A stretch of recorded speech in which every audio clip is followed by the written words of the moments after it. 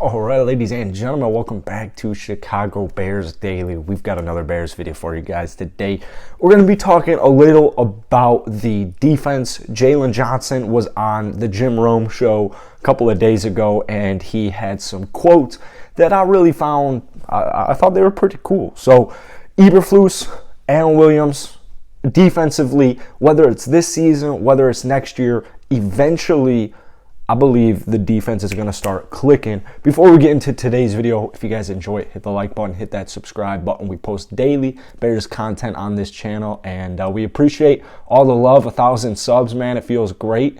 And yeah, we're going to keep going live, so I hope you guys keep tuning in and asking some great questions. But here is, so basically Jim Rome asked Jaylon Johnson what his early impressions of Dr. ER and what the type of defense he wants to run look like.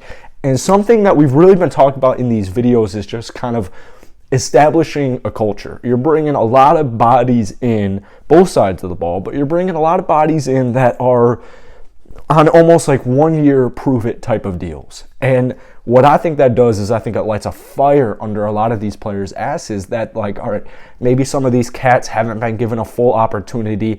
Guys like Anthony Morrow, like, I am huge on Anthony Morrow. I think he's absolutely going to go off for the Chicago Bears. They still got Roquan Smith. Yes, you lost some big boys like Akeem Hicks, Eddie Goldman, Khalil Mack, but I really like what Jaylon Johnson said. He's like, life's about making adjustments, so you got to adjust to that. And I thought that was very mature for him. I mean, he's 22 years old, only 2 years into the NFL. And I just thought that was a very, that was like a sweet-ass comment coming from such a young kid.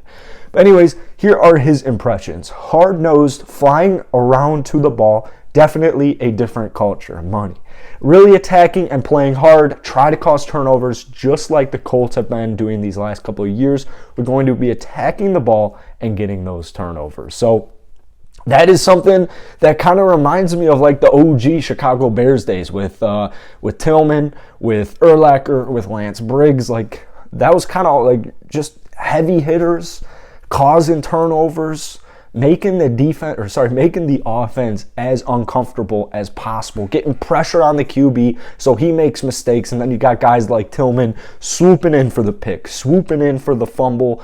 And I just love the culture that they're trying to build. And like I said, we got a couple of questions yesterday, probably going to make some videos on this, like, can the Bears be the Cincinnati Bengals this next season? Well, there's a couple of things to keep in mind. I mean, number one, I think offensively, yeah, they got a weak offensive line, the Bengals, last season, but you spent 2 seasons practically in the first round picking wide receivers. I know one of them was very early second round, but essentially like a late first. So you had 2 straight seasons of picking, guys like Joe Mixon, T. Higgins, Jamar Chase. And then the year before, yeah, the Bengals were 4-12 last season, 2 seasons ago now.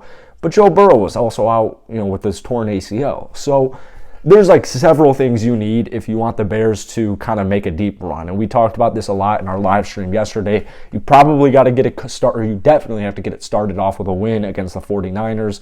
Either at worst a close loss to the Packers, or if you can beat the Packers and then you play Houston and you're 3-0, at that point anything can really happen. But defensively speaking, you're going to need a lot of bodies to step up. Like, you're going to need, first off, Roquan Smith. I cannot believe how criminally underrated that guy is. I cannot believe it. He's going to get extended soon. I was going to make a video on it, but I'll just talk about it now. He'll get extended soon. It's just, I think he wanted to kind of see, how he was in this new scheme with these new coaches, new personnel, all that. So I would anticipate Roquan gets his bag relatively soon, probably before the season even starts. But, who knows? I'm not a GM, so I can't really tell you. But anyways, Roquan, he's had every single season of his 4-year NFL career, he's had over 100 tackles. You look at guys like Anthony Morrow, I feel like he's going to be huge for him. Eddie Jackson, he's got to step up. Jaylon Johnson, has he had a bad NFL career? Not in the slightest. But I'm talking like, going into year 3, I'm talking like big jumps. And typically in the NFL, I feel like year 3 is really where you start to see these types of progressions. And the Bears, they're still you got a lot of these guys on the younger side, and I think enough players on both sides are going to really impress some people. I think they're really going to impress some people. Then you also can't forget about guys like Kyler Gordon, Jaquan Brisker. The thing I think about those two guys is consistency. You know, as rookies, how consistent can they be? We'll see. You know, we're going to find that out. But as far as guys like Jalen Johnson, I'm anticipating, first off, he's from Utah. Used to go to school in Utah. I loved it there. And so I just have this bond with the state of Utah. But Jalen Johnson, to me, I think he, coming into year 3, you know, he's had a solid career. He's got 1 pick. He's got 24 pass deflections, a forced fumble, about 90 tackles, getting close to 100, a couple tackles for loss. And I think he's really going to come in, new scheme, new defense, a couple of new players. And yeah, I feel like energy, culture, those are going to be things that are going to be really contagious with this Bears defense. If they can just kind of, not necessarily like a bend don't break defensive philosophy, but they have enough players out there, specifically those 2 rookies that I just named that they took in the first and second rounds. Like, those seem like playmakers. I mean, they're dope as hell. To sum that up, like both of those, I think all the Bears draft pick, I think they did a phenomenal job. I think they did a very underrated job. For some reason, the media kind of slides the Bears under the rug. I don't really know why. You know, it's Chicago. Chicago's a dope city. I genuinely don't really understand it. Maybe it's just because of the way the last couple of years went with Nagy. I couldn't really tell you.